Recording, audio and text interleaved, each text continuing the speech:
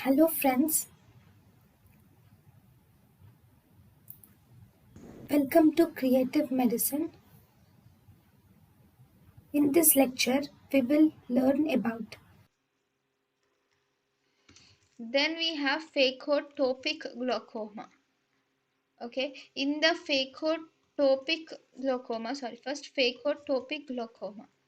Okay, in this phacotopic glaucoma, here the lens is present, but this is also a problem in the lens, but this lens actually it has been dislocated.